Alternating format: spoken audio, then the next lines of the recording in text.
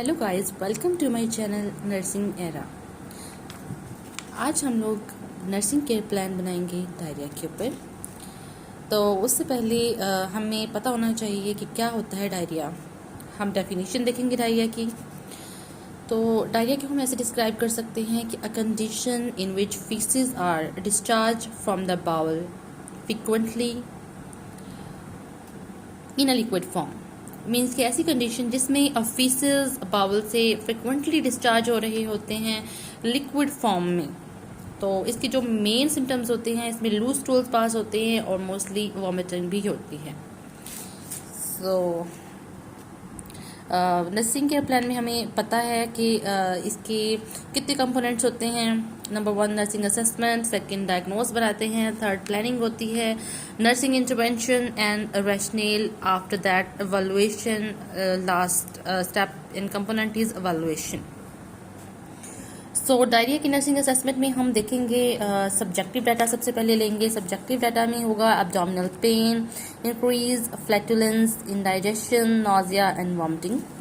और objective data में frequent watery stools, abdominal pain, weight loss, weak pulses, IO chart shows the negative balance, pale and dry skin, ultrasound abdomen reveal GI infection यानी कि gastro intestinal infection. ये हमारे पास है nursing assessment of diarrhoea.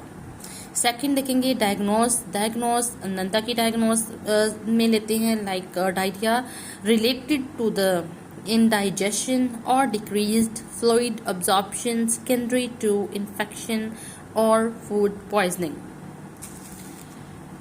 Third component है planning में हम लोग प्लान करेंगे कि डायरिया को किस तरीके से हम लोग ट्रीट कर सकते हैं। प्लान में हम लोग देखेंगे कि after 4 hours of nursing intervention the patient will report reduction in frequency of stools. कि 4 घंटे के बाद, नर्सिंग इंटरवेंशन के 4 घंटे के बाद जो पेशेंट होगा रिपोर्ट करेगा कि लूज स्टूल्स की फ्रिक्वेंसी में कमी आ गई है। तो उसके लिए हम नर्सिंग इंटरवेंशन बनाएंगे, और किस लिए नर्सिंग इंटरवेंशन बनाएंगे वो भी हम लोग देखेंगे। नर्सिंग इंटरवेंशन में हम लोग सबसे पहले असेस करेंगे द कॉज ऑफ डायरिया। वो क्यों करेंगे, रैशनेल उसके साथ साथ हम पढ़ते जाएंगे। To identify the cause. Second है record stool frequency, amount and characteristics, colour and odour. कि हम लोग स्टूल की फ्रीक्वेंसी देखेंगे, उसकी अमाउंट चेक करेंगे, क्या करेक्टरिस्टिक्स है, क्या कलर है और क्या उसकी खुशबू यानी कि ऑडर है। किस लिए करेंगे? To assess the severity of stools. कि स्टूल्स की सिविरिटी को असेस करने के लिए हम लोग frequency, amount, characteristics, colour and odour stool की रिकॉर्ड करेंगे। And provide the bed side commode increasing risk of incontinence of falls if facilities are not close to the hem। इसका मतलब ये है कि हम लोग बेड साइड कमोड प्रोवाइड करेंगे। वो इसलिए करेंगे क्योंकि जब स्टूल्स की फ्रिक्वेंसी बहुत ज़्यादा हो रही होती है तो इंक्रीज रिस्क हो सकता है फॉल्स का, अगर फैसिलिटीज़ हमारे करीब मौजूद ना हो कमोड की। उसके बाद है advise the client to drink the warm water that is boiled well. ये हमें पता है कि बॉयल करने से बहुत सारे जर्म्स वाटर के अंदर जो मौजूद होते हैं वो किल हो जाते हैं। तो पेशेंट को हम वेल बॉइल्ड वाटर प्रोवाइड करेंगे पीने के लिए।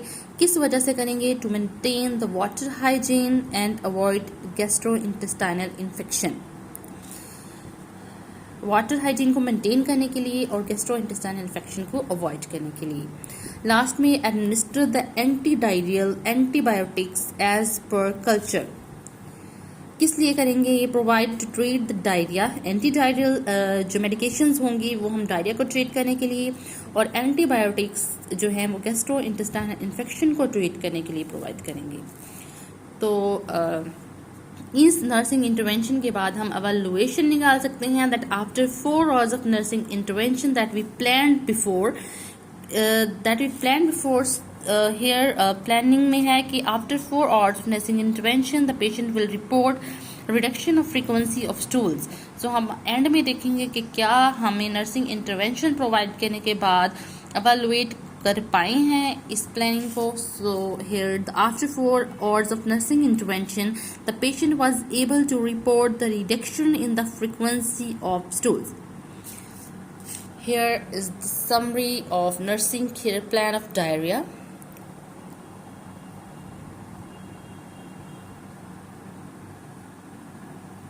This is a very easy way to understand the nursing care plan of diarrhea. I hope you will understand well. If you like my video, please subscribe my channel and do comments. Thank you so much.